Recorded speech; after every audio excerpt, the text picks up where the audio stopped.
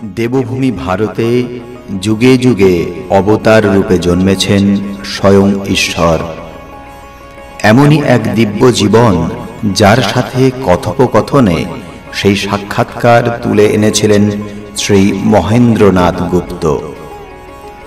শ্রী গদাধর চট্টোপাধ্যায় হুগলি জেলার কামারপুকুরে জন্মগ্রহণ করেন এবং পরবর্তীকালে দক্ষিণেশ্বর কালী মন্দিরে কঠোর সাধনায় সিদ্ধিপ্রাপ্ত হন। তার নাম হয় শ্রী শ্রী রামকৃষ্ণ পরমহংস। শ্রী শ্রী রামকৃষ্ণ কথামৃত শ্রী রামকৃষ্ণের বাণীর অমৃত। ইহা একটি বাংলা 5 খণ্ডের রচনা, যা মহেন্দ্রনাথ গুপ্তের কথোপকথন। শ্রী শ্রী রামকৃষ্ণ কথামৃত একটি পবিত্র ধর্মগ্রন্থ হিসাবে অনুসারীদের মধ্যে সম্মানিত। আপনারা শুনছেন দেবভূমি ভারত।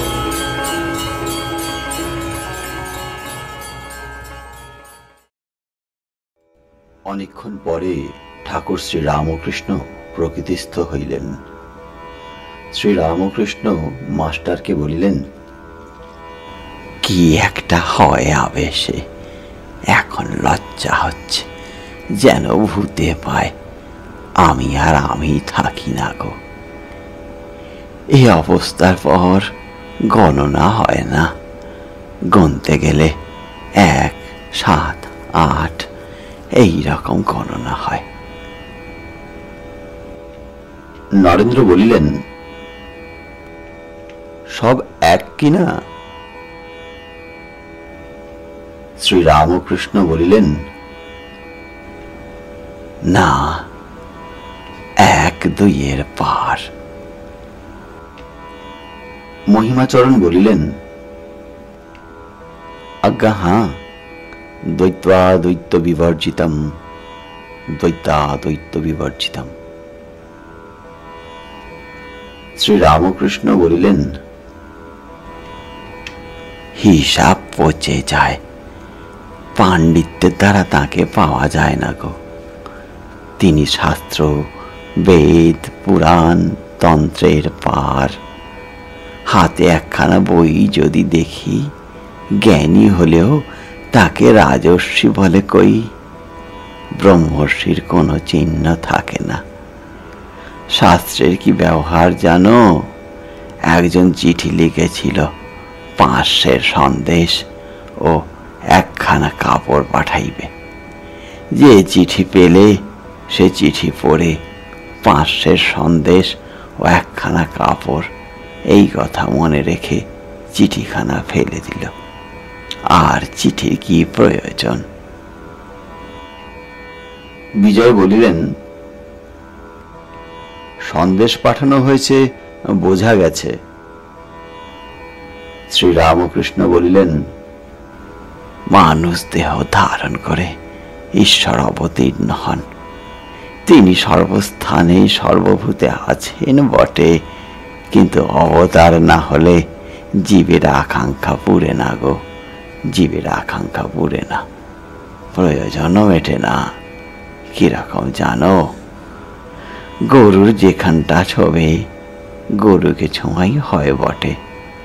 শিংটা ছুলেও গাইকে ছোঁয়া হলো, কিন্তু গাইটার বাট থেকেই দুধ বের হয়। মহিমা বললেন, তো দুধ যদি দরকার হয়, গাইটার শিঙে মুখ দিলে কি হবে? বাটেই মুখ দিতে হবে।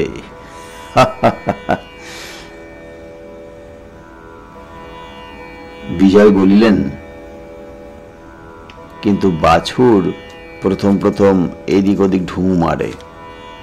শ্রী রামকৃষ্ণ হাসিতে হাসিতে বলিলেন, আবার কেউ হয়তো বাছুরকে ওই রকম করতে দেখে বাঁটটা ধরিয়ে দেয়।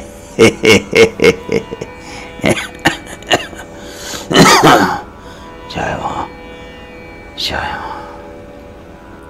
এই সকল কথা হইতেছে, এমন সময় ডাক্তার তাহাকে দেখিবার জন্য আসিয়া উপস্থিত হইলেন ও আসন গ্রহণ করিলেন। তিনি বলিতেছেন, কাল রাত 3টে থেকে আমার ঘুম ভেঙেছে। কেবল তোমার জন্য ভাবছিলাম, পাছে ঠান্ডা লেগে থাকে। আরো কত কি ভাবছিলাম। শ্রীরামকৃষ্ণ বলিলেন, কাশি হয়েছে, টাটিয়েছে, শেষ রাত্রে এক মুখ জল, আজ যেন কাঁটা বিচ্ছে। ডাক্তার বলিলেন, সকালে সব খবর পেয়েছি। মহিমাচরণ তাহার ভারতবর্ষ ভ্রমণের কথা বলিতেছেন। বলিলেন যে লঙ্কা দ্বীপে লাফিং ম্যান নাই। ডাক্তার সরকার বলিলেন, তা হবে, এনকোয়ার করতে হবে। ডাক্তারি কর্মের কথা পড়িল। শ্রীরামকৃষ্ণ ডাক্তারকে বলিলেন, ডাক্তারি কর্ম খুব উঁচু কর্ম বলে অনেকের বোধ আছে। যদি টাকা না লয়ে পরের দুঃখ দেখে দয়া করে কেউ চিকিৎসা করে দেয়, তবে সে মহৎ, কাজটিও মহৎ। কিন্তু টাকা লয়ে এসব কাজ করতে করতে মানুষ নির্দয় হয়ে যায় গো, নির্দয় হয়ে যায়। ব্যবসার ভাবে টাকার জন্য হাগা, বাহ্যের জন্য রং, এইসব দেখা নিচের কাজ, নিচের কাজ।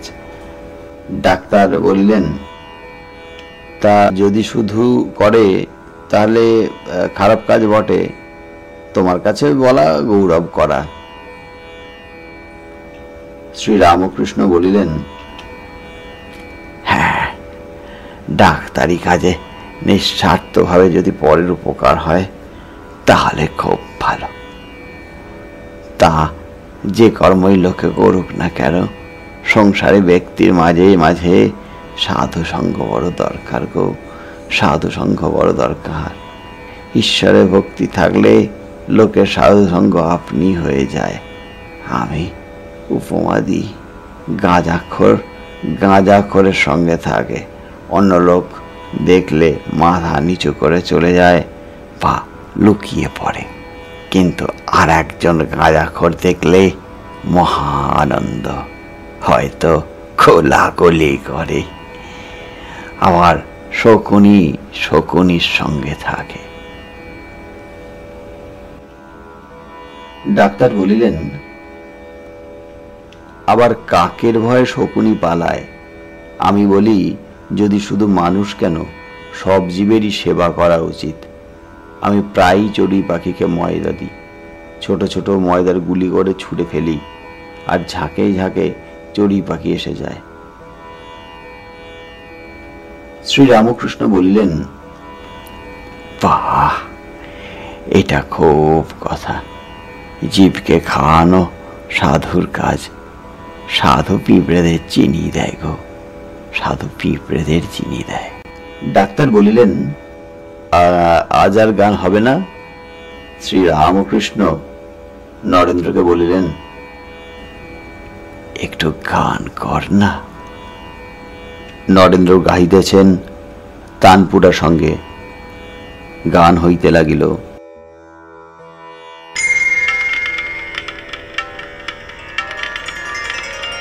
সুন্দর তোমারি নাম দীন শরণ হে, সুন্দর তোমারি নাম দীন শরণ হে, বরিষে অমৃত ধার, বরিষে অমৃত ধার, জুড়ায় শ্রবণ, ও প্রাণ রমণ হে, সুন্দর তোমারি নাম দীন শরণ হে, সুন্দর তোমারি নাম।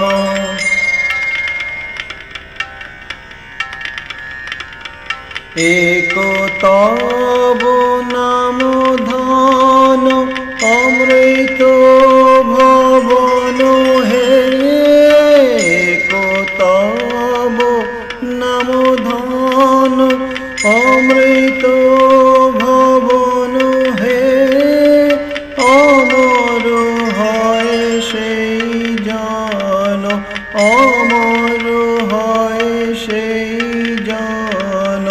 যে করে কীর্তন হে সুন্দর তোমারি নাম দীন শরণ হে সুন্দর তোমারি নাম।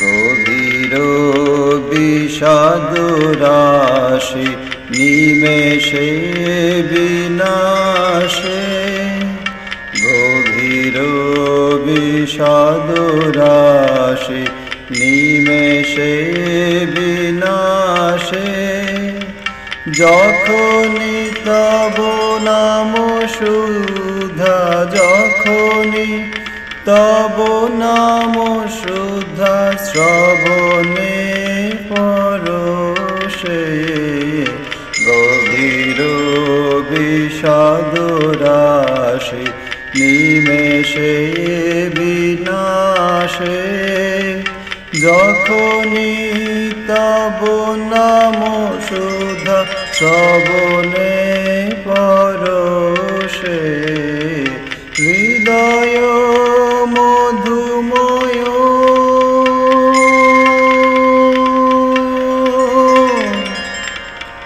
হৃদয় মধুময় তব নাম গানে হৃদয়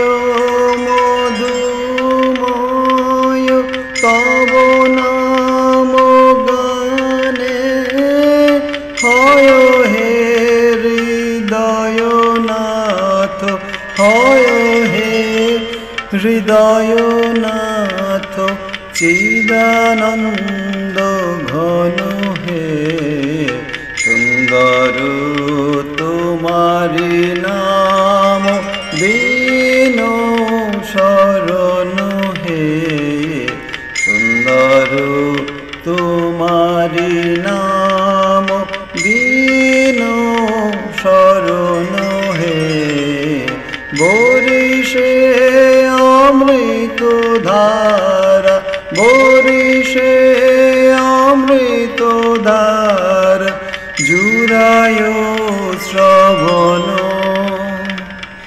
ও প্রাণ রমণ হে সুন্দর তোমারি নাম দীন শরণ হে সুন্দর তোমারি নাম দীন শরণ হে সুন্দর তোমারি নাম।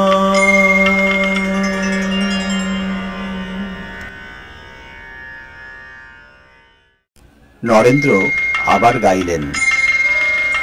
আমায় দে মা পাগল করে ব্রহ্মময় দে মা পাগল করে ব্রহ্মময় দে মা পাগল করে আর কাজ নাই মা জ্ঞান বিচার দে মা পাগল করে ব্রহ্মময় দে মা পাগল করে ব্রহ্মময় দে মা পাগল করে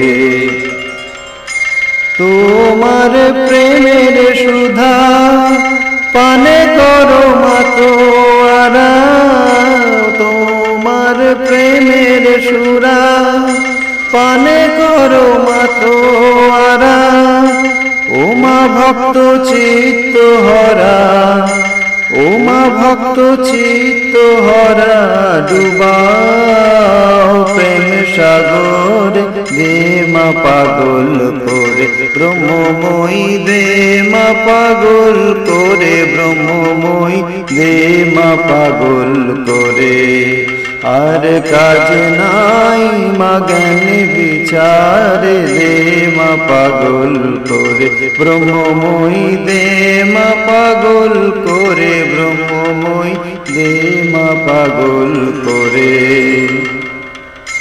তোমারে পাগলা গারো দে কেহ হাসে কেহ কাঁদে তোমারে পাগলা গারো দে কেহ হাসে কেহ দে, কেহ নাচে আনন্দ ভরে। ঈশা বুদ্ধ শ্রী চৈতন্য, প্রেমের ভারে অচৈতন্য। ঈশা বুদ্ধ শ্রী চৈতন্য, প্রেমের ভারে অচৈতন্য। হায় কবে হব মাধন্য, হায় কবে হব মাধন্য মিশে তার ভিতর। দে মা পাগল করে ব্রহ্মময়ী, দে মা পাগল করে ব্রহ্মময়ী, দে মা পাগল করে। আর কাজ নাই মা জ্ঞান বিচার, দে মা পাগল করে ব্রহ্মময়ী, দে মা পাগল করে ব্রহ্মময়ী, দে মা পাগল করে। স্বর্গেতে পাগলের মেলা, যেমন গুরু তেমনি চেলা। স্বর্গেতে পাগলের মেলা, যেমন গুরু তেমনি চেলা। প্রেমের খেলাকে বুঝতে পারে গো, প্রেমের খেলাকে বুঝতে পারে। তুমি প্রেমে উন্মাদিনী, ও মা পাগল শিরোমণি।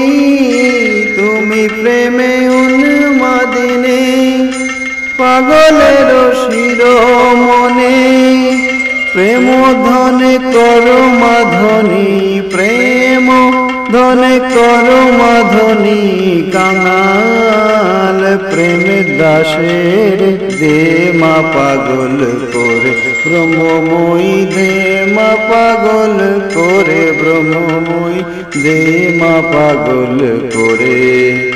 আর কাজ নাই মা জ্ঞান বিচার, দে মা পাগল করে ব্রহ্মময়ী, দে মা পাগল করে ব্রহ্মময়ী, দে মা পাগল করে ব্রহ্মময়ী, দে মা পাগল করে ব্রহ্মময়ী, দে মা পাগল করে ব্রহ্মময়ী, দে মা পাগল করে। গানের পর আবার অদ্ভুত দৃশ্য। সকলেই ভাবে উন্মত্ত। পণ্ডিত পাণ্ডিত্যাভিমান ত্যাগ করিয়া দাঁড়াইয়াছেন, বলছেন, আমায় দে মা পাগল করে, আর কাজ নেই জ্ঞান বিচারে। বিজয় সর্বপ্রথমে আসন ত্যাগ করিয়া ভাবোন্মত্ত হইয়া দাঁড়াইয়াছেন। তাহার পরে শ্রীরামকৃষ্ণ ঠাকুরের দেহের কঠিন অসাধ্য ব্যাধি একেবারে ভুলিয়া গিয়াছেন। ডাক্তার সম্মুখে তিনিও দাঁড়াইয়াছেন। রোগীরও হুঁশ নাই, ডাক্তারেরও হুঁশ নাই। ছোট নরেনেরও ভাব সমাধি হইল, লাটুরও ভাব সমাধি হইল। ডাক্তার সায়েন্স পড়িয়াছেন, কিন্তু অবাক হইয়া এই অদ্ভুত ব্যাপার দেখিতে লাগিলেন। দেখিলেন, যাহাদের ভাব হইয়াছে তাহাদের বাহ্য চৈতন্য কিছুই নাই, সকলে স্থির নিষ্পন্দ। ভাব উপশম হইলে কেহ কাঁদিতেছেন, কেহ কেহ হাসিতেছেন, যেন কতকগুলি মাতাল একত্র হইয়াছে। পঞ্চম পরিচ্ছেদ। এই কাণ্ডের পর সকলে আবার আসন গ্রহণ করিলেন। রাত 8টা হইয়া গিয়াছে, আবার কথাবার্তা হইতে লাগিল। শ্রীরামকৃষ্ণ ডাক্তারকে বলিলেন, এই যা ভাবটাপ দেখলে, তোমার সায়েন্স কি বলে? তোমার কি এসব ঢং বোধ হয়? ডাক্তার বলিলেন, যেখানে এত লোকের হচ্ছে সেখানে ন্যাচারাল আন্তরিক বোধ হয়, ঢং বোধ হয় না। আচ্ছা নরেন্দ্র, যখন তুমি গাচ্ছিলে দে মা পাগল করে, আর কাজ নাই মা জ্ঞান বিচারে, তখন আর থাকতে পারি নাই, দাঁড়াই আর কি। তারপর অনেক কষ্টে ভাব চাপলুম, ভাবলুম যে ডিসপ্লে করা হবে না। শ্রীরামকৃষ্ণ ডাক্তারের প্রতি সহাস্যে বলিলেন, তুমি যে অটল অচল সুমেরুবৎ গো, সুমেরুবৎ। তুমি গম্ভীর আত্মা, রূপ সনাতনের ভাব কেউ টের পেত না। যদি ডোবাতে হাতি নামে তাহলেই তোলপাড় হয়ে যায়, কিন্তু সায়ের দেখিতে হাতি নামলে তোলপাড় হয় না, কেউ হয়তো টের পায় না। শ্রীমতী সখীকে বললেন, সখী, তোরা তো কৃষ্ণ বিরহে কত কাঁদছিস, কিন্তু দেখ আমি কি কঠিন, আমার চোখে এক বিন্দু চল নাই। তখন বৃন্দা বললেন, সখী, তোর চোখে চল নাই তার মানে অনেক আছে। তোর হৃদয়ে বিরহ অগ্নি সদা জ্বলছে, চোখে জল উঠছে আর সেই অগ্নির তাপে শুকিয়ে যাচ্ছে। ডাক্তার বলিলেন, তোমার সঙ্গে তো কথায় পারবার জো নাই।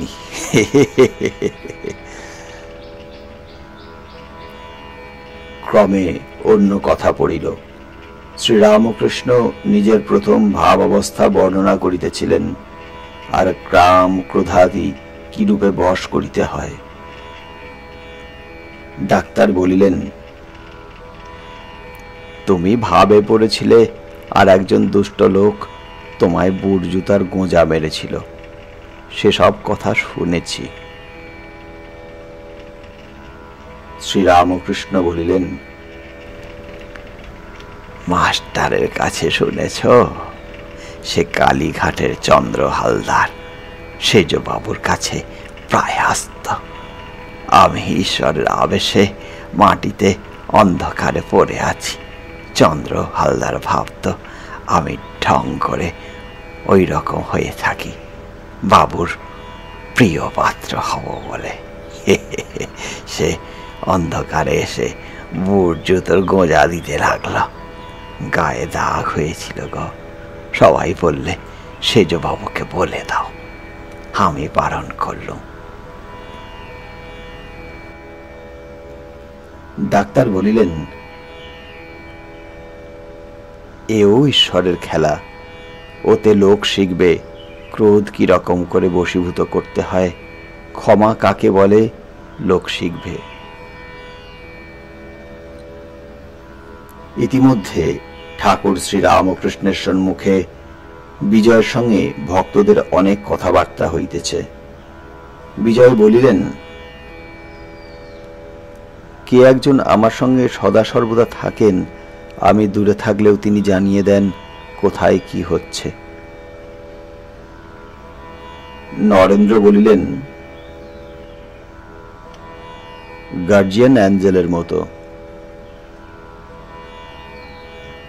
বিজয় বলিলেন,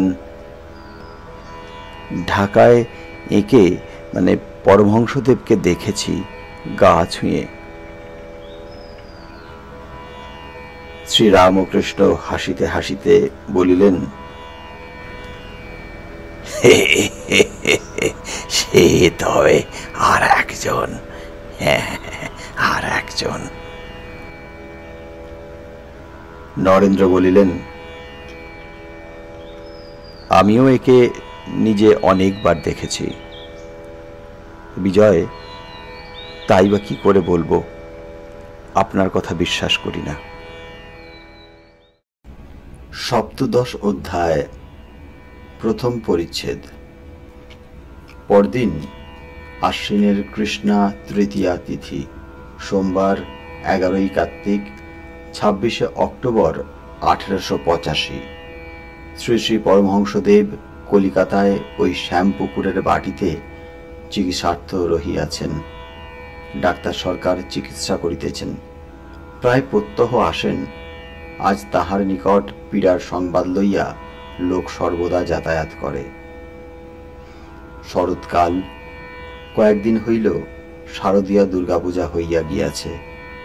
এই মহোৎসব শ্রীরামকৃষ্ণের শিষ্যমণ্ডলী হর্ষ বিষাদে অতিবাহিত করিয়াছেন। কেননা 3 মাস ধরিয়া গুরুদেবের কঠিন পীড়া, কণ্ঠদেশে ক্যান্সার। সরকার ইত্যাদি ডাক্তার ইঙ্গিত করিয়াছেন পীড়া চিকিৎসার অসাধ্য। হতভাগ্য শিষ্যেরা এ কথা শুনিয়া একান্ত নীরবে অশ্রু বিসর্জন করেন। এক্ষণে এই শ্যামপুকুরের বাটিতে আছেন। শিষ্যরা প্রাণপণে শ্রীরামকৃষ্ণের সেবা করিতেছেন।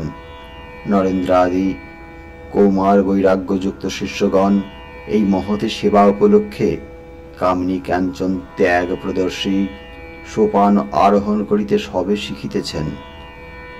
এত পীড়া, কিন্তু দলে দলে লোক দর্শন করিতে আসিতেছেন। শ্রীরামকৃষ্ণের কাছে আসিলেই শান্তি ও আনন্দ হয়। অহেতুক কৃপা সিন্ধু, দয়ার ইয়ত্তা নাই। সকলের সঙ্গেই কথা কহিতেছেন, কিসে তাহাদের মঙ্গল হয়। শেষে ডাক্তারেরা, বিশেষত ডাক্তার সরকার, কথা কহিতে একেবারে নিষেধ করিলেন। কিন্তু ডাক্তার নিজে 6-7 ঘণ্টা করিয়া থাকেন। তিনি বলেন, আর কাহারও সহিত কথা কওয়া হবে না, কেবল আমার সঙ্গে কথা কইবে। শ্রীরামকৃষ্ণের কথামৃত পান করিয়া ডাক্তার একেবারে মুগ্ধ হইয়া যান। তাই এতক্ষণ ধরিয়া বসিয়া থাকেন। বেলা 10টার সময় ডাক্তারকে সংবাদ দিবার জন্য মাস্টার যাইবেন। তাই ঠাকুর শ্রীরামকৃষ্ণের সহিত কথাবার্তা হইতেছে। শ্রীরামকৃষ্ণ মাস্টারকে বলিলেন, বুঝলে মাস্টার, অসুখটা খুব হালকা হয়েছে, খুব ভালো আছি। আচ্ছা, তবে ঔষধ কি এরূপ হয়েছে? তাহলে ওই ঔষধটা খাই না কেন? মাস্টার বলিলেন, আমি ডাক্তারের কাছে যাচ্ছি, তাকে সব বলবো। তিনি যা ভালো হয় তাই বলবেন। শ্রীরামকৃষ্ণ বলিলেন,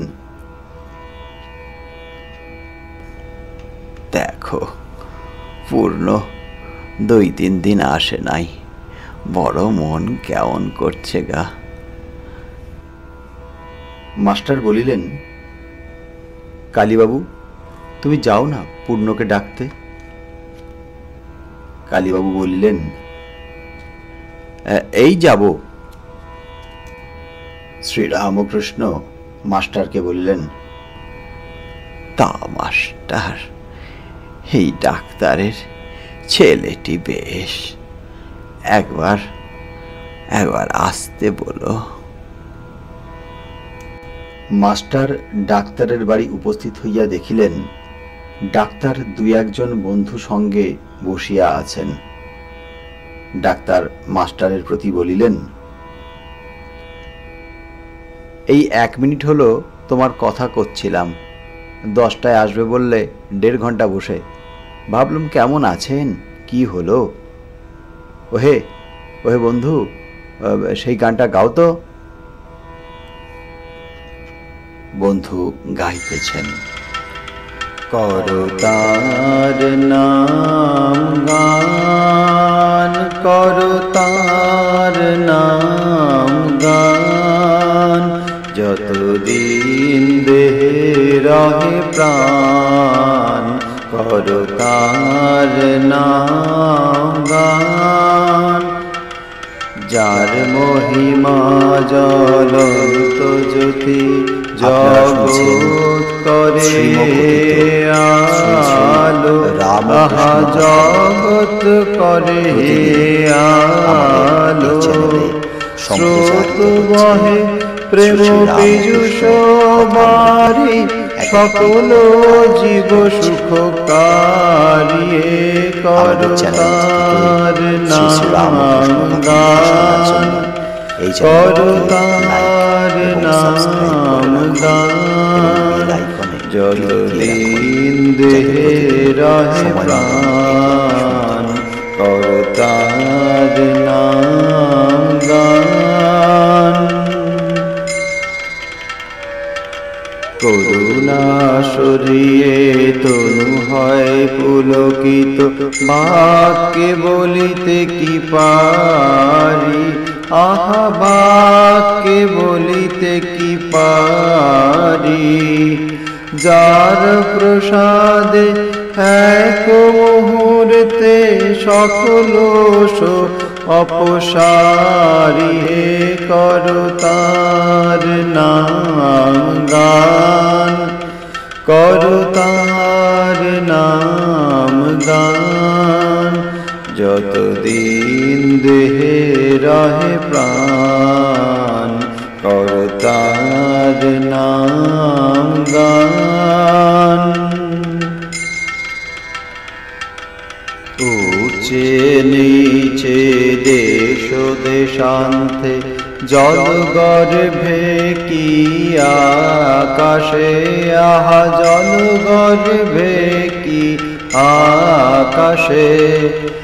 অন্ত কোথা তার, অন্ত কোথা তার, এই সবে সদা জিজ্ঞাসে, তার নাম গান, করো তার নাম গান।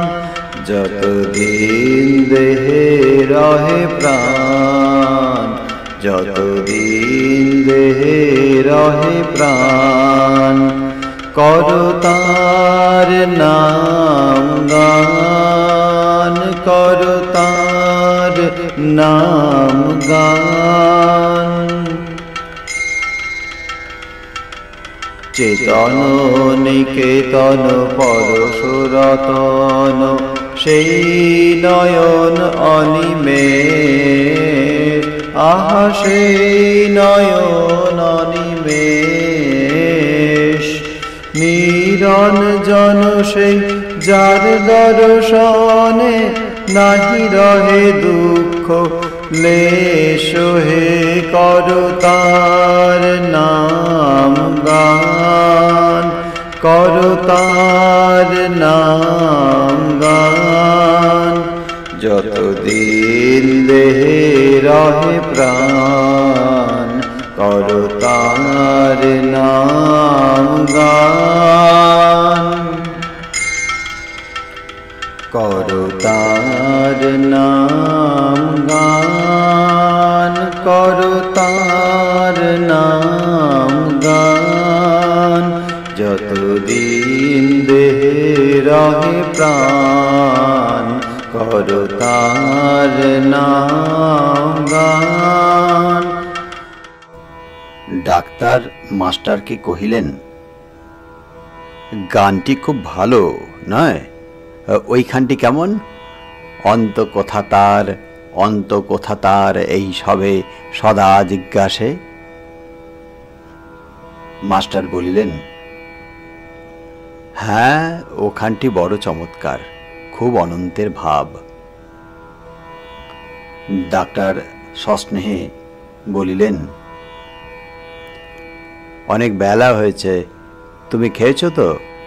আমার 10টার মধ্যে খাওয়া হয়ে যায়, তারপর আমি ডাক্তারি করতে বেরোই।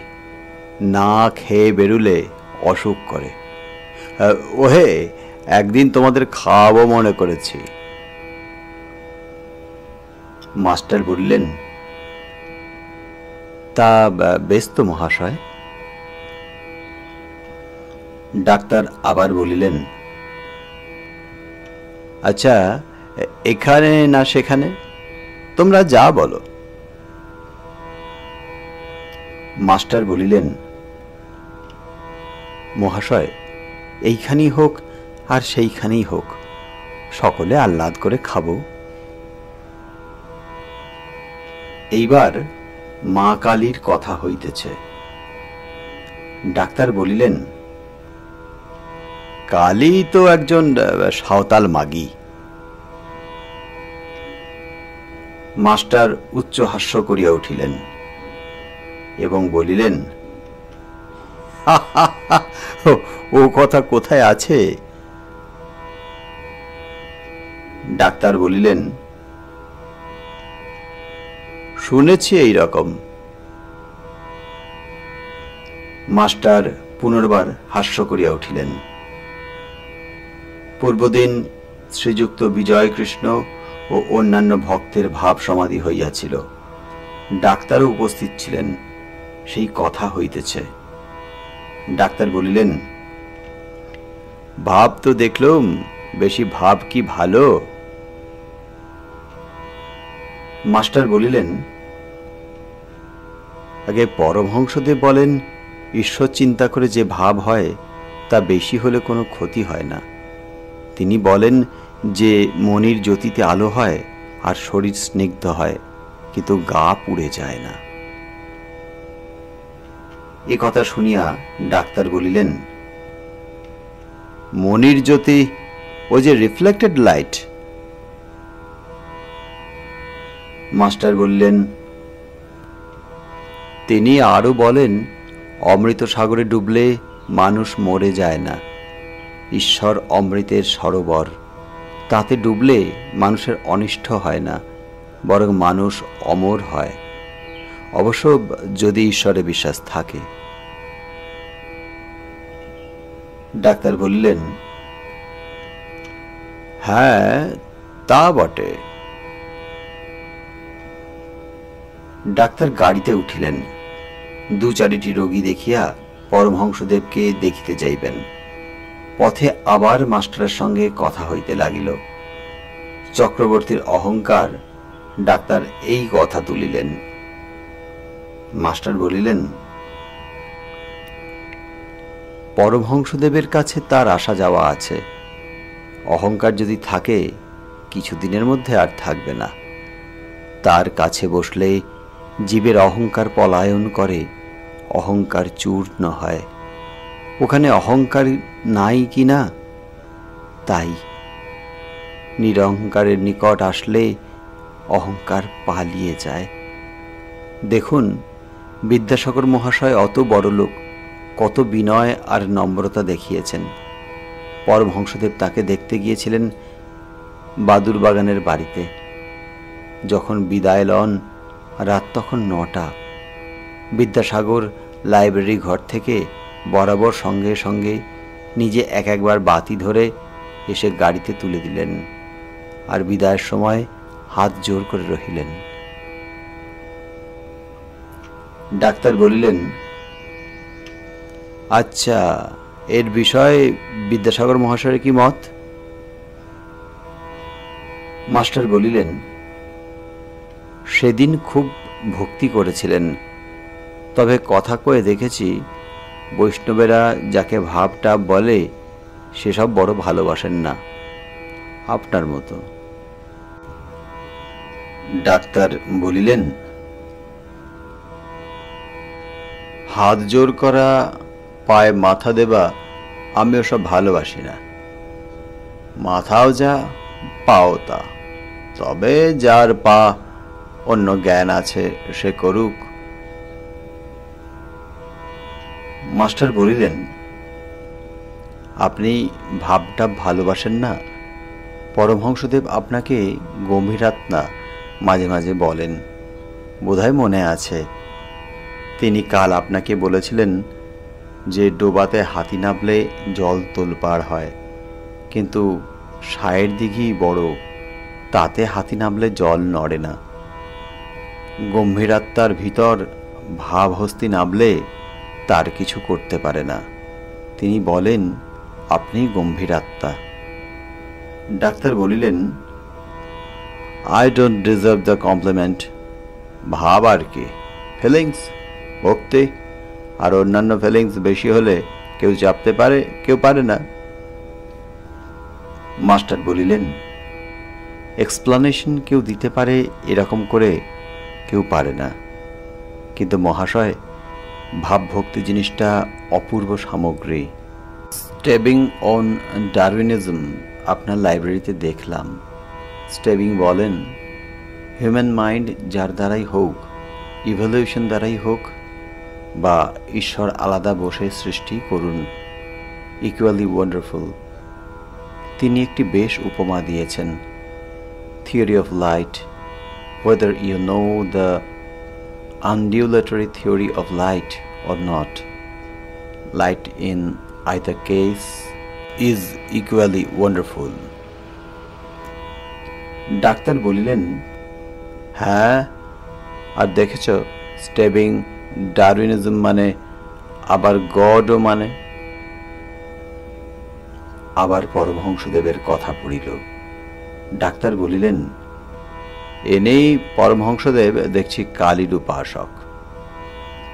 মাস্টার বলিলেন, তার কালী মানে আলাদা। বেদ যাকে পরম ব্রহ্ম বলে তিনি তাকেই কালী বলেন। মুসলমান যাকে আল্লাহ বলে, খ্রিস্টান যাকে গড বলে, তিনি তাকেই কালী বলেন। তিনি অনেক ঈশ্বর দেখেন না, এক দেখেন। পুরাতন ব্রহ্মজ্ঞানীরা যাকে ব্রহ্ম বলে গেছেন, যোগীরা যাকে আত্মা বলেন, ভক্তেরা যাকে ভগবান বলেন, পরমহংসদেব তাঁকেই কালী বলেন। তাঁর কাছে শুনেছি একজনের একটি গামলা ছিল, তাতে রং ছিল। কারু কাপড় ছোপাবার দরকার হলে তার কাছে যেত। সে জিজ্ঞাসা করত, তুমি কি রঙে ছোপাতে চাও? লোকটি যদি বলতো সবুজ রং, তাহলে কাপড়খানি গামলার রঙে ডুবিয়ে ফিরিয়ে দিত। ও বলতো, এই লও তোমার সবুজ রঙে ছোপানো কাপড়। যদি কেহ বলতো লাল রং, সেই গামলায় কাপড়খানি ছুপিয়ে সে বলতো, এই লও তোমার লালে ছোপানো কাপড়। এই এক গামলা রঙে সবুজ, নীল, হলদে সব রঙের কাপড় ছোপানো হতো। এই অদ্ভুত ব্যাপার দেখে একজন লোক বললে, বাবু, আমি কি রং চাই বলবো? তুমি নিজে যে রঙে ছুপেছ, আমায় সেই রং দাও। সেইরূপ পরমহংসদেবের ভিতর সব ভাব আছে। সব সম্প্রদায়ের লোক তার কাছে শান্তি পায় ও আনন্দ পায়। তার যে কি ভাব, কি গভীর অবস্থা, তা কে বুঝবে? ডাক্তার বললেন, all things to all men, তাও ভালো নয়, অল থ্রু সেন্ট পল সেইজ ইট। মাস্টার বলিলেন, পরমহংসদেবের অবস্থা কে বুঝবে? তার মুখে শুনেছি সুতার ব্যবসা না করলে 40 নম্বর সুতা আর 41 নম্বর সুতার প্রভেদ বোঝা যায় না। পেইন্টার না হলে পেইন্টারের আর্ট বোঝা যায় না। মহাপুরুষের গভীর ভাব, খ্রাইস্টের ন্যায় না হলে খ্রাইস্টের ভাব বোঝা যায় না। পরমহংসদেবের এই গভীর ভাব হয়তো খ্রাইস্ট যা বলেছিলেন তাই, be perfect as your father in heaven is perfect. Doctor বললেন, আচ্ছা, তার অসুখের তদারক তোমরা কিরূপ করো? মাস্টার বলিলেন, আপাতত প্রত্যহ একজন সুপারিনটেন্ডেন্ট করেন, যাহাদের বয়স বেশি। কোন দিন গিরিশবাবু, কোন দিন রামবাবু, কোন দিন বলরামবাবু, কোন দিন সুরেশবাবু, কোন দিন নবগোপাল, কোন দিন কালীবাবু, এই রকম। তৃতীয় পরিচ্ছেদ। এই সকল কথা হইতে হইতে শ্রী শ্রী ঠাকুর পরমহংসদেব শ্যামপুকুরে যে বাড়িতে চিকিৎসার্থ অবস্থান করিতেছেন, সেই বাড়ির সম্মুখে ডাক্তারের গাড়ি আসিয়া লাগিল। তখন বেলা 1টা। ঠাকুর দোতলার ঘরে বসিয়া আছেন। অনেকগুলি ভক্ত সম্মুখে উপবিষ্ট। তন্মধ্যে শ্রীযুক্ত গিরিশ ঘোষ, ছোট নরেন্দ্র, শরৎ ইত্যাদি। সকলেরই দৃষ্টি সেই মহাযোগী সদানন্দ মহাপুরুষের দিকে। সকলে যেন মন্ত্রমুগ্ধ সর্পের ন্যায় রোজার সম্মুখে বসিয়া আছেন, অথবা বরকে লইয়া বরযাত্রীরা যেন আনন্দ করিতেছেন। ডাক্তার ও মাস্টার আসিয়া প্রণাম করিয়া আসন গ্রহণ করিলেন। ডাক্তারকে দেখিয়া হাসিতে হাসিতে শ্রী রামকৃষ্ণ বলিতেছেন, আজ আজ বেশ ভালো আছি। ক্রমে ভক্ত সঙ্গে ঈশ্বর সম্বন্ধীয় অনেক কথাবার্তা চলিতে লাগিল। শ্রী রামকৃষ্ণ বলিলেন, শুধু পণ্ডিত কি হবে যদি বিবেক বৈরাগ্য না থাকে? ঈশ্বরের পাদপদ্ম চিন্তা করলে আমার একটি অবস্থা হয় গো, তখন পরমেনের কাপড় পরে যায়, শিরশির করে পা থেকে মাথা পর্যন্ত কি একটা ওঠে, তখন সকলকে তৃণ জ্ঞান হয়। পণ্ডিতের যদি দেখি বিবেক নাই, ঈশ্বরে ভালোবাসা নাই, তাহলে তাকে খড়কুটো বলে মনে হয়। রামনারায়ণ ডাক্তার আমার সঙ্গে তর্ক করছিল, হঠাৎ সেই অবস্থাটা হলো। তারপর তাকে বললুম, তুমি কি বলছো? তাকে তর্ক করে কি বুঝবে? তার সৃষ্টি বা কি বুঝবে? তোমার তো ভারী তেঁতে বুদ্ধি বাপু। আমার অবস্থা দেখে সে কাঁদতে লাগলো আর আমার পা টিপতে লাগলো।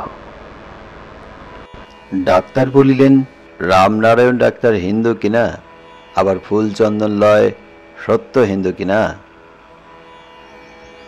মাস্টার বলিলেন,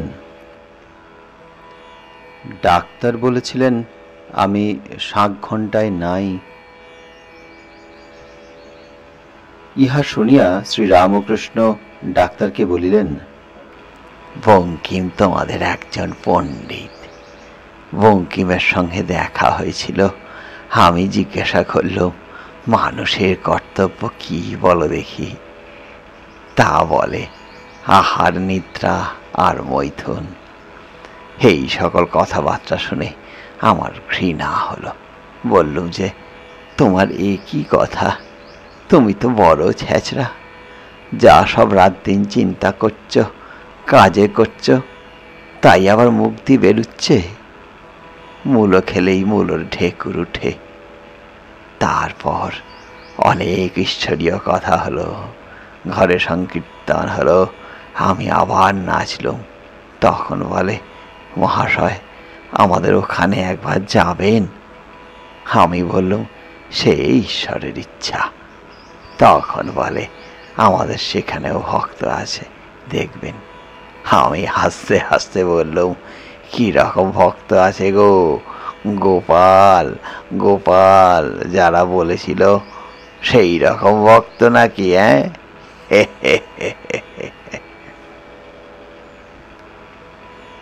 ডাক্তার মহাশয় বলিলেন, আগে গোপাল গোপাল এ ব্যাপারটা কি? শ্রীরামকৃষ্ণ সহাস্যে বলিলেন, হ্যাঁ গো, একটি স্যাকরার দোকান ছিল, বড় ভক্ত, পরম বৈষ্ণব, গলায় মালা, কপালে তিলক, হস্তে হরিনামের মালা। সকলে বিশ্বাস করে ওই দোকানেই আসে, ভাবে এরা পরম ভক্ত, কখনো ঠকাতে যাবে না। একদল খদ্দের এলে দেখতো কোনো কারিগর বলছে, কে এসবো, কে এসবো। আর একজন কারিগর খানিক পরে নাম করছে, গোপাল গোপাল। আবার খানিকক্ষণ পরে একজন কারিগর বলছে, হরি হরি। তারপর কেউ বলছে, হর হর। কাজে কাজেই এত ভগবানের নাম দেখে খরিদ্দারেরা সহজেই মনে করত এ স্যাকরা অতি উত্তম লোক। কিন্তু ব্যাপারটা কি জানো? যে বললে কে এসব কে এসব, তার মনের ভাব এসব খদ্দের কে? সে বললে গোপাল গোপাল, তার অর্থ এই যে আমি এদের চেয়ে চেয়ে দেখলাম এটা গরুর পাল। যে বললে হরি হরি, তার অর্থ এই যে গরুর পাল যদি হয় তবে হরি অর্থাৎ হরণ করি।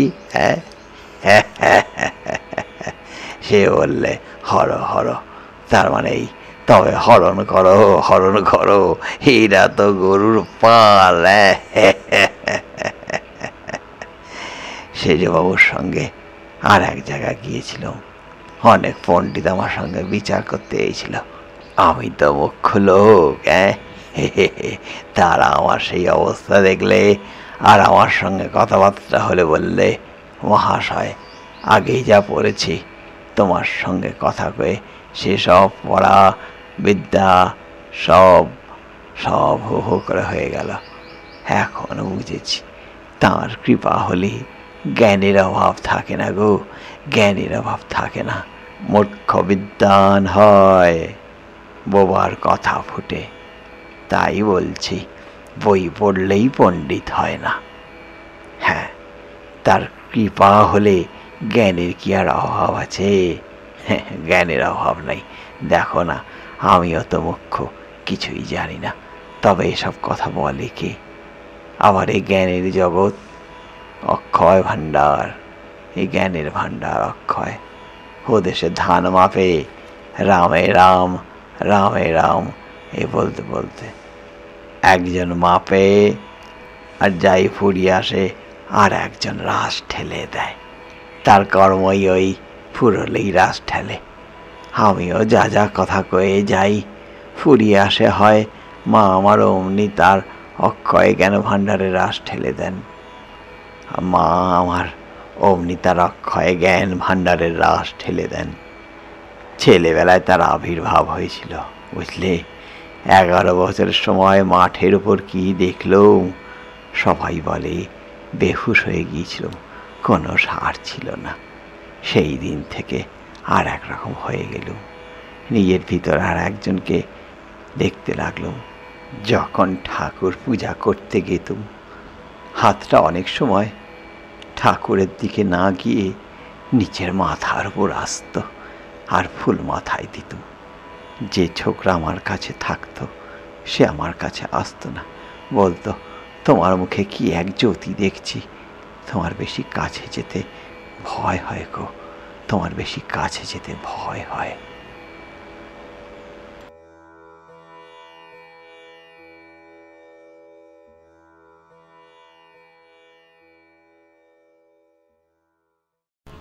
সপ্তদশ অধ্যায়, চতুর্থ পরিচ্ছেদ।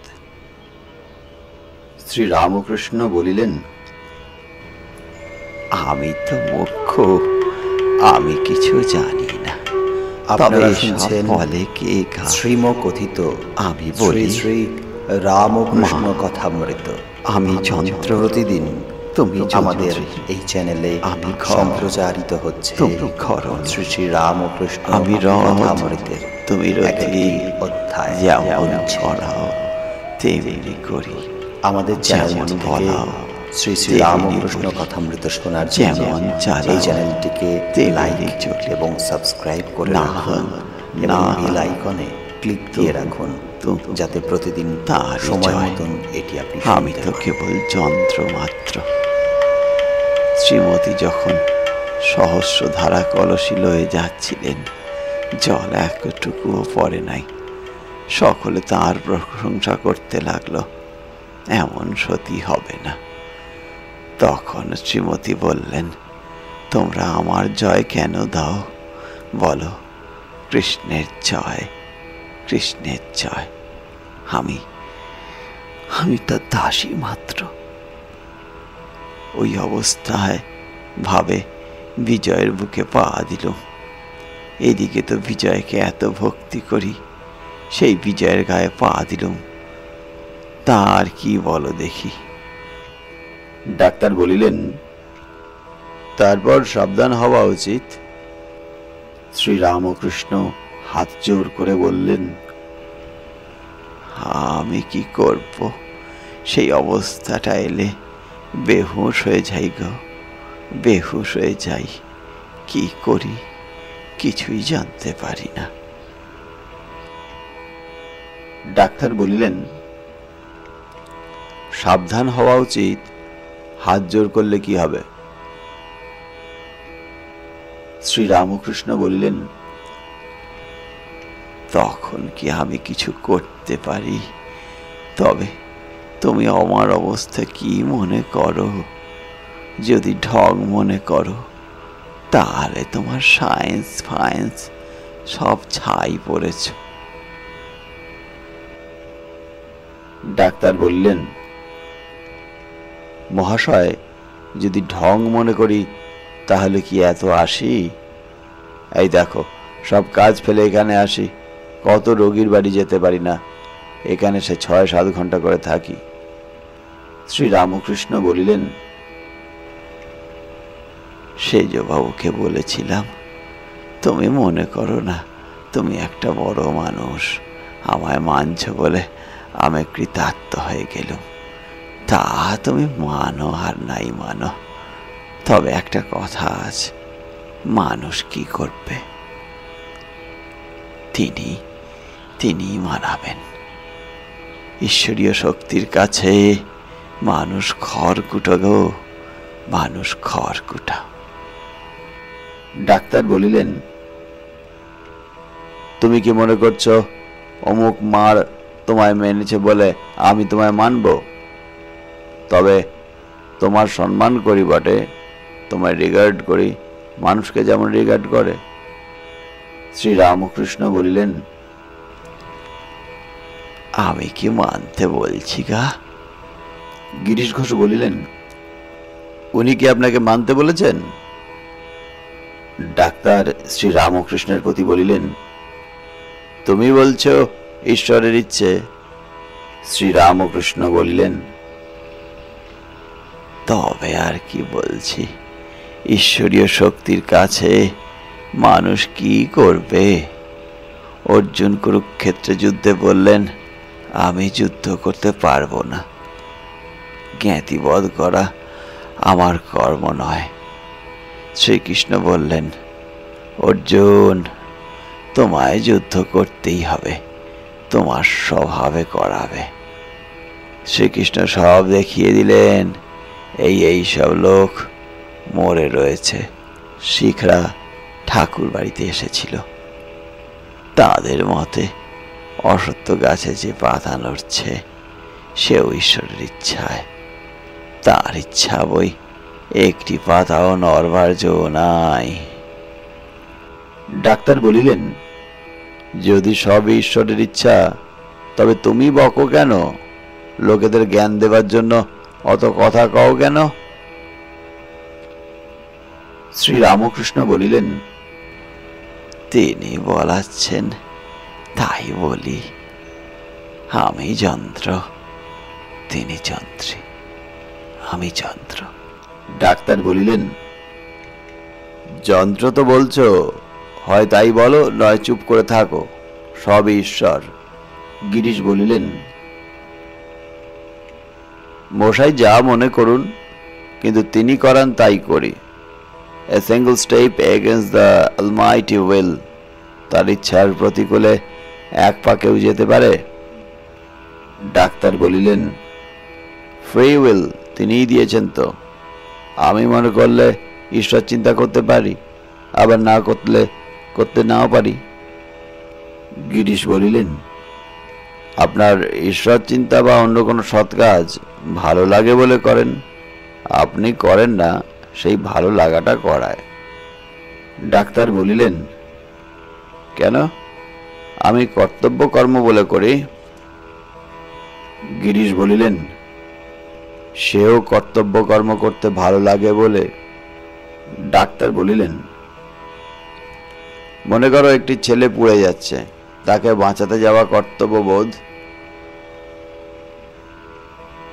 গিরিশ বলিলেন,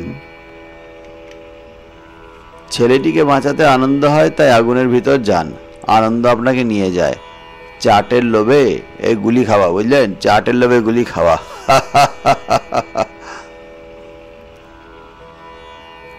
শ্রীরামকৃষ্ণ বলিলেন, কর্ম করতে গেলে আগে একটি বিশ্বাস চাই, সেই সঙ্গে জিনিসটি মনে করে আনন্দ হয়, তবে সে ব্যক্তি কাজে প্রবৃত্ত হয়। মাটির নিচে এক ঘরা মোহর আছে, এই জ্ঞান, এই বিশ্বাস প্রথমে চাই, ঘরা মনে করে সেই সঙ্গে আনন্দ হয়, তারপর খুঁড়তে খুঁড়তে টং শব্দ হলে আনন্দ আরো বাড়ে, তারপর ঘোড়ার খানা দেখা যায়, তখন আনন্দ আরো বাড়ে। এই রকম ক্রমে ক্রমে আনন্দ বাড়তে থাকে গা। আমি নিজে ঠাকুর বাড়ির বারান্দায় দাঁড়িয়ে দেখেছি সাধু গাঁজা তৈরি করছে আর সাজতে সাজতে আনন্দ। ডাক্তার বলিলেন, কিন্তু আগুন হিটও দেয় আর লাইটও দেয়। আলোতে দেখা যায় বটে, কিন্তু উত্তাপে গা পুড়ে যায়। ডিউটি করতে গেলে পরে কেবল আনন্দ হয় তা নয়, কষ্টও আছে। মাস্টার গিরিশকে বলিলেন, পেটে খেলে পিঠে সয়, কষ্টতেও আনন্দ। গিরিশ ডাক্তারকে বলিলেন, আগে ডিউটি তো শুষ্ক। ডাক্তার বলিলেন, কেন? গিরিশ বলিলেন, তবে সরস। সকলে হাসিয়া উঠিলেন। মাস্টার বলিলেন, বেশ, এইবার লোভে গুলি খাওয়া এসে পড়ল। গিরিশ ডাক্তারকে বলিলেন, সরস, নচেত ডিউটি কেন করেন? মাস্টার গিরিশের প্রতি বলিলেন, পোড়া স্বভাবে টানে। যদি একদিকে ঝোঁকি হলো, ফ্রি উইল কোথায়? ডাক্তার বলিলেন, আমি ফ্রি একেবারে বলছি না। গরু খুঁটিতে বাঁধা আছে, দড়ি যত দূর যায় তার ভিতর ফ্রি। দড়ি টান পড়লে আবার। শ্রীরামকৃষ্ণ বলিলেন,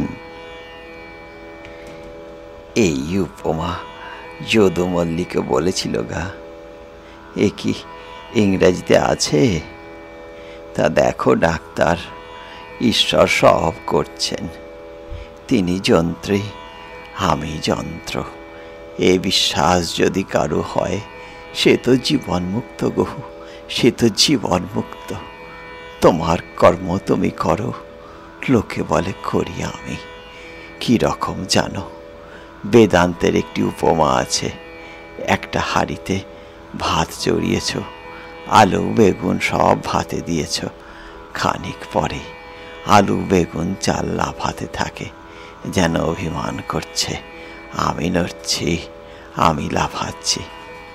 ছোট ছেলেরা দেখলে ভাবে আলু পটল বেগুন ওরা বুঝি জীবন্ত, তাই লাফাচ্ছে। যাদের জ্ঞান হয়েছে তারা কিন্তু বুঝিয়ে দেয় যে এইসব আলু বেগুন পটল এরা জীবন্ত নয়, নিজে লাফাচ্ছে না। হাড়ির নিচে আগুন জ্বলছে, তাই ওরা লাফাচ্ছে গো। যদি কাঠ টেনে লওয়া যায় তাহলে আর নড়ে না। জীবের আমি কর্তা এই অভিমান অজ্ঞান থেকে হয়। ঈশ্বরের শক্তিতে সব শক্তিমান। জ্বলন্ত কাঠ টেনে নিলে সব চুপ। পুতুল নাচের পুতুল বাজিগরের হাতে বেশ নাচে, হাত থেকে পড়ে গেলে আর নড়ে না, চড়ে না। যতক্ষণ না ঈশ্বর দর্শন হয়, যতক্ষণ সেই পরশমণি ছোঁয়া না হয়, ততক্ষণ আমি কর্তা এই ভুল থাকবে। আমি সৎ কাজ করেছি, অসৎ কাজ করেছি, এই সব ভেদবোধ থাকবেই থাকবে। এই ভেদবোধ তারই মায়া গো, তারই মায়া। তার মায়ায় সংসার চালাবার জন্য বন্দোবস্ত। বিদ্যা মায়া আশ্রয় করলে, সৎ পথ ধরলে তাকে লাভ করা যায়। যে লাভ করে, যে ঈশ্বরকে দর্শন করে, সেই মায়া পার হয়ে যেতে পারে। তিনি একমাত্র কর্তা আর আমি অকর্তা, এ বিশ্বাস যার, সেই জীবনমুক্ত। এই কথা কেশব সেনকে বলেছিলাম। গিরিশ বলিলেন, ফ্রি উইল কেমন করে আপনি জানলেন? ডাক্তার বলিলেন, রেজিনের দ্বারা নয়, আই ফিল ইট। গিরিশ বলিলেন, then I and other feel it to be the reverse. বুঝলেন, আমরা সকলে ঠিক উল্টো বোধ করছি, যে আমরা পরতন্ত্র। ডাক্তার বলিলেন, ডিউটির ভিতর দুটো এলিমেন্ট, বুঝলেন? 1 নম্বর ডিউটি বলে কর্তব্য কর্ম করতে যাই, 2 নম্বর পরে আহ্লাদ হয়। কিন্তু ইনিশিয়াল স্টেজে আনন্দ হবে বলে যাই না। ছেলেবেলা দেখতুম পুরুত সন্দেশে পিঁপড়ে হলে বড় ভাবিত হতো। পুরুতের প্রথমেই সন্দেশ চিন্তা করে আনন্দ হয় না, হ্যাঁ? প্রথমে বড় ভাবনা। মাস্টার স্বগত বলিলেন, পরে আনন্দ কি সঙ্গে সঙ্গে মনে করে আনন্দ হয় বলা কঠিন। আনন্দের জোরে কার্য হলে ফ্রি উইল কোথায়? শ্রী রামকৃষ্ণ বলিলেন, ইনি যা বলছেন তার নাম অহৈতুকী ভক্তি। মহেন্দ্র সরকারের কাছে আমি কিছু চাই না, কোনো প্রয়োজন নাই। মহেন্দ্র সরকারকে দেখতে ভালো লাগে, এরই নাম অহৈতুকী ভক্তি গো, অহৈতুকী ভক্তি। একটু আনন্দ হয়, তা কি করব? অহল্যা একবার বলেছিল, হে রাম, যদি শুকরজনিতে জন্ম হয় তাতেও আমার আপত্তি নাই, কিন্তু তোমার পাদপদ্মে যেন শুদ্ধা ভক্তি থাকে, আমি আর কিছু চাই না। রাবণ বধের কথা স্মরণ করবার জন্য নারদ অযোধ্যায় রামচন্দ্রের সঙ্গে দেখা করতে গিয়েছিলেন। তিনি সীতারাম দর্শন করে স্তব করতে লাগলেন। রামচন্দ্র স্তবে সন্তুষ্ট হয়ে বললেন, নারদ, আমি তোমার স্তবে সন্তুষ্ট হয়েছি, তুমি কিছু বর লও। নারদ বললেন, রাম, যদি একান্ত আমায় বর দেবে তো এই বর দাও যেন তোমার পাদপদ্মেই আমার শুদ্ধা ভক্তি থাকে, আর এই করো যেন তোমার ভুবন মোহিনী মায়ায় মুগ্ধ না হই। রাম বললেন, আরও কিছু বর লও। নারদ বললেন, আর কিছুই আমি চাই না, কেবল চাই তোমার পাদপদ্মে শুদ্ধা ভক্তি, শুদ্ধা ভক্তি। এই ডাক্তারেরও তাই, যেমন ঈশ্বরকে শুধু দেখতে চায়, আর কিছু ধন মান দেহ সুখ কিছুই চায় না, এরই নাম শুদ্ধা ভক্তি গো, এরই নাম শুদ্ধা ভক্তি। আপনারা শুনছেন হয় বটে, শ্রীমকথিত বিষয়ের আনন্দ নয়, রামকৃষ্ণ কথামৃত ভক্তির প্রেমের আনন্দ। আমাদের বলেছিল সম্প্রচারিত হচ্ছে যখন আমি তার বাড়িতে প্রায় যেতুম, একটি তুমি এখানে এসো, অবশ্য আমার সঙ্গে আলাপ করে আনন্দ পাই, থেকে তাই এসো, শ্রী শ্রী রামকৃষ্ণ ওইটুকু আনন্দ আছে। তবে ওর উপর আরেকটি অবস্থা আছে, আপনারা শুনছেন বালকের মতো যাচ্ছে, শ্রীমকথিত কোনো ঠিক নাই, শ্রী শ্রী হয়তো রামকৃষ্ণ কথামৃত প্রতিদিন আমাদের ডাক্তারের মনোভাব তোমরা কি সম্প্রচারিত হচ্ছে ঈশ্বরকে প্রার্থনা করা হয়, হে ঈশ্বর, আমায় সৎ ইচ্ছা দাও যেন অসৎ কাজে মতি আমাদের না হয়। চ্যানেলটি থেকে আমার শ্রী ওই রামকৃষ্ণ কথামৃত শোনার একে জন্য দাস্য এই বলে, চ্যানেলটিকে আমি মামা বলে এবং এমন সাবস্ক্রাইব কাঁদতুম, করে রাখুন। লোক দাঁড়িয়ে বেল যেত আইকনে আমার এই অবস্থার পর, যাতে আমাকে সময় বেরোবার জন্য আপনি শুনতে পান। আর আমার পাগলামি সারাবার জন্য তারা একজন রাঙার এনে ঘরে বসিয়ে দিয়ে গেল। সুন্দর, চোখ ভালো। আমি মা মা বলে ঘর ছেড়ে বেরিয়ে এলুম, আর হলধারীকে ডেকে দিয়ে বললুম, দাদা দেখবে এসো ঘরে কে এসেছে। হলধারীকে আর সব লোককে বলে দিলুম। এই অবস্থায় মামা বলে কাঁদতুম, কেঁদে কেঁদে বলতুম, মা রক্ষা করো, মা আমায় নিখাত করো, যেন সৎ থেকে অসতে মন না যায়। ডাক্তার, তোমার এ ভাব তো বেশ, ঠিক ভক্তিভাব, দাস ভাব। যদি কারো শুদ্ধ সত্যগুণ আসে, সে কেবল ঈশ্বরের চিন্তা করে গো, তার আর কিছুই ভালো লাগে না। কেউ কেউ প্রারব্ধের গুণে জন্ম থেকে শুদ্ধ সত্যগুণ পায়, কামনা শূন্য হয়ে কর্ম করতে চেষ্টা করলে শেষে শুদ্ধ সত্য লাভ হয়। রজ মিশানো সত্যগুণ থাকলে ক্রমে নানা দিকে মন হয়। তখন জগতের উপকার করব এই সব অভিমান এসে জোটে। জগতের উপকার এই সামান্য জীবের পক্ষে করতে যাওয়া বড় কঠিন গো, বড় কঠিন। তবে কেউ যদি পরোপকারের জন্য কামনা শূন্য হয়ে কর্ম করে, তাতে দোষ নাই। একে নিষ্কাম কর্ম বলে। এরূপ কর্ম করতে চেষ্টা করা খুব ভালো, কিন্তু সকলে পারে না, বড় কঠিন। সকলেরই কর্ম করতে হবে। দুই একটি লোক কর্ম ত্যাগ করতে পারে। দুই একজন লোকের শুদ্ধ সত্য দেখতে পাওয়া যায়। এই নিষ্কাম কর্ম করতে করতে আপনারা রজ মিশানো সত্যগুণ ক্রমে শুদ্ধ সত্য হয়ে দাঁড়ায়। রামকৃষ্ণ কথা হলেই ঈশ্বর লাভ প্রতিদিন তার কৃপায় আমাদের এই চ্যানেলে সাধারণ লোকে হচ্ছে এই শুদ্ধ সত্যের অবস্থা বুঝতে পারে না গো।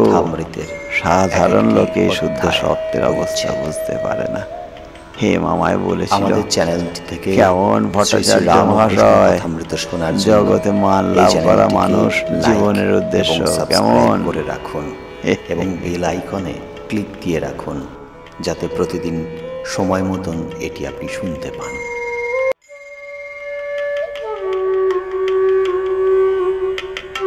আপনারা শুনছেন শ্রীমকথিত শ্রী শ্রী রামকৃষ্ণ কথামৃত।